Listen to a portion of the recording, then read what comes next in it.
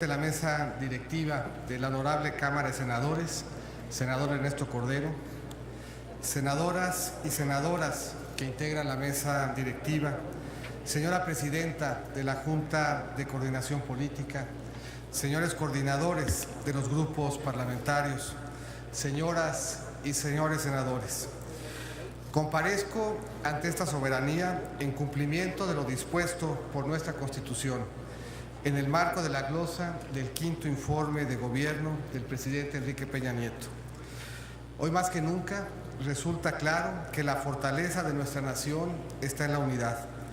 Frente a los recientes embates de la naturaleza, un México unido, solidario y generoso enfrentó de inmediato la situación de emergencia y ofreció ayuda y socorro a quien lo necesitaba.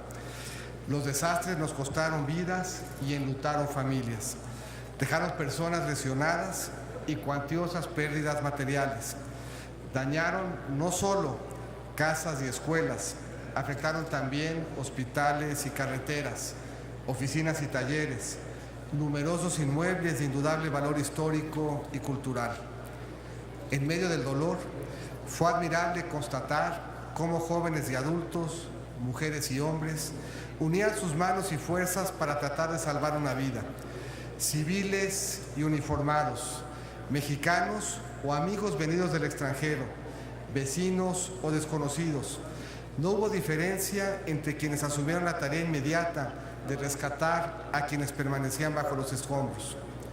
Hoy seguimos trabajando en la fase de emergencia, pero empezamos ya el proceso de reconstrucción. Al igual que en la primera, en ella también estamos unidos la sociedad civil, el sector privado y los tres órdenes de gobierno. Para emprender la necesaria reconstrucción, contamos con una arquitectura fiscal responsable y previsora. Esta nos ha permitido responder con prontitud a la emergencia y también apoyar los esfuerzos de reconstrucción.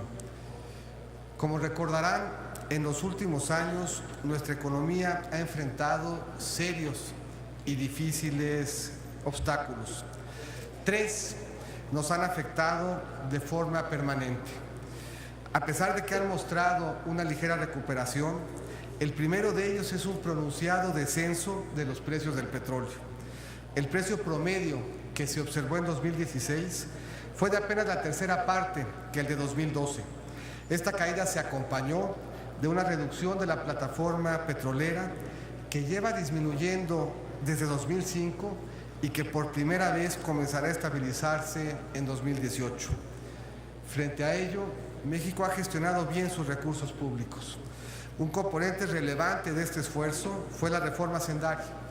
Cuando se aprobó, se esperaba que fortaleciera la recaudación y ampliara la base de contribuyentes, y que lo hiciera manteniendo la estabilidad de precios sin desalentar la inversión o la generación de empleos formales. Todo ello se logró con la reforma hacendaria de 2013. De 2012 a la fecha, la dependencia de los ingresos públicos del petróleo pasó de casi el 40% al 16%. Logramos también ampliar la base de contribuyentes. Hoy tenemos un padrón que ha crecido más de 50% en el último lustro. En 2012 eran menos de 40 millones los que aportaban al gasto público. Y hoy nuestro padrón está conformado por más de 60 millones de contribuyentes. El número de contribuyentes es mayor que la población económicamente activa. Representa el 112%, cercano al 119%, que es el promedio de la OCDE. Somos la nación de la OCDE que más ha incrementado la recaudación tributaria como porcentaje del PIB desde 2012. Si comparamos el promedio de los 2 años previos a la reforma hacendaria con los 3 años que le siguieron, tenemos un buen balance. Primero, una mejor capacidad de pago de la deuda. La razón de deuda a ingresos tributarios pasó de 4.4 a 3.8 veces. Un impacto acotado en los niveles de inflación. De hecho, en promedio, en los 3 años que siguieron a la aprobación de la reforma hacendaria, bajó de 3.8 a 3.2%. La inversión fija bruta, de nuevo, en los 3 años que precedieron a la reforma hacendaria pasó de crecer 1.5 a crecer 2.6%. Y en ese mismo periodo, en esos 3 años después de la aprobación de la reforma hacendaria, el desempleo disminuyó de 4.9 a 4.4%. A pesar de la reciente recuperación que ha tenido el marco externo, el segundo de los 3 graves retos que ha enfrentado nuestra economía es un débil crecimiento global. Frente a este reto, acredita su valía las reformas estructurales. Con cargo a ellas, se ha fortalecido nuestro mercado interno. Esto se refleja en el consumo privado y las ventas al menudeo que crecen. Las reformas han generado empleos en todos los sectores, de manera destacada en muchos sectores que implican mejores salarios. Además, hoy familias y empresas tienen un mayor acceso al crédito en condiciones competitivas. En los últimos 5 años se han creado más de 3 millones de empleos, casi la mitad de los empleos creados en este siglo. Y más empleos significa no solo ingresos para las familias, sino también cobertura social. Más del 60% de estos nuevos empleos se ubican en sectores de mayor productividad, lo que significa también crecimiento en los salarios promedios, y es un hecho que hoy son más las mujeres que se incorporan al mercado laboral. El financiamiento al sector privado también es mayor. Creció del 31.3% del PIB en 2012 a 41.9% del PIB en 2016. A este desempeño del mercado interno se ha sumado la recuperación de la demanda externa.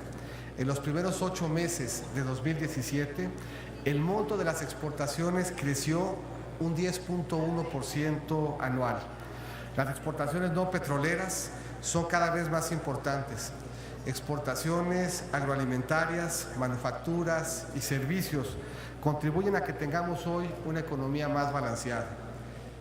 El tercer gran obstáculo que enfrenta nuestra economía es un marco internacional de creciente incertidumbre, de volatilidad y riesgos geopolíticos y comerciales.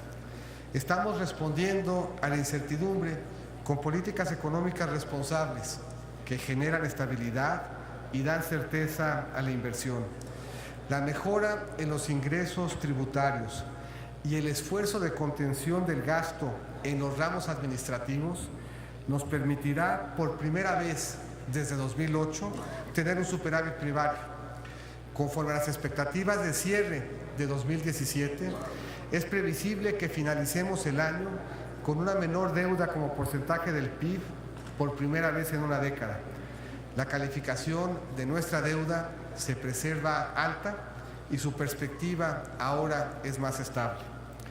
A pesar de todos estos graves retos, los mexicanos logramos en democracia transformar nuestra economía para ubicarnos en condiciones de generar un crecimiento constante y sostenido. Nuestra economía acumula 30 trimestres consecutivos de crecimiento positivo. Hoy es 30% más grande de lo que lo era después de la crisis de 2008. Estos beneficios, además, hoy llegan a un número mayor de mexicanos. En el último lustro, 2.2 millones de mexicanos abandonaron la pobreza extrema. Aquí el reto es mayúsculo y lo que nos falta por hacer también, pero lo hacemos sabiendo que hemos encontrado fórmulas exitosas para acompañar los esfuerzos que a diario hacen las familias mexicanas para salir adelante.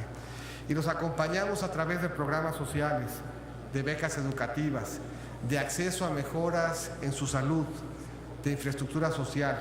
Todo ello abonado a que puedan abandonar esta condición de vulnerabilidad. Hoy son más las niñas y los niños que van a la escuela. Son más los adultos, en particular las mujeres, que concluyen sus estudios de primaria y secundaria, lo que les permite abrirse nuevas oportunidades laborales. Son también más los mexicanos que tienen acceso a servicios médicos y a medicamentos en caso de que les hagan falta. Y son también más los que tienen acceso a una vivienda digna. Es un hecho que hoy el porcentaje de la población mexicana con carencias sociales se ubica en mínimos históricos. Señoras y señores senadores, México ha enfrentado un entorno adverso, pero el esfuerzo de las diferentes instancias de la sociedad han venido realizando ya por muchos años nos permiten ver con confianza el futuro. El común denominador de este esfuerzo ha sido el fortalecimiento de las instituciones en el país, instituciones de la sociedad civil que hoy han mostrado su capacidad para organizarse y responder con eficacia ante la urgencia que demandan los desastres naturales y que han estado cerca, empujando y acompañando muchas de las transformaciones que aquí se han aprobado. Instituciones del sector público que de la mano de los ciudadanos permiten canalizar los apoyos tanto públicos como privados a las zonas más necesitadas. Instituciones que gradualmente han construido en la cultura de la prevención, tanto en lo material como en lo financiero. Instituciones que marcan rumbo para la política económica y que funcionan como ancla de la confianza en la economía mexicana. Instituciones que están sentando las bases para mejorar el acceso de los ciudadanos a las oportunidades y con ello a un mayor bienestar y a un desarrollo más pleno. Por ello, este es un buen momento para reflexionar sobre la importancia que para el bienestar de la sociedad tiene la coordinación del esfuerzo de todos. A pesar de que continuamos enfrentando retos muy importantes, debemos de reconocer que por mucho tiempo ya la mayoría de los actores en la sociedad hemos trabajado por el fortalecimiento de México. En particular, ello significa un reconocimiento a la labor de las diferentes fuerzas políticas, que a través del diálogo y los acuerdos alcanzados entre el Poder Ejecutivo y el Congreso de la Unión, se ha marcado rumbo en temas fundamentales para el país. Agradezco mucho la oportunidad de estar con ustedes y quedo atento a sus preguntas o requerimientos. Muchas gracias.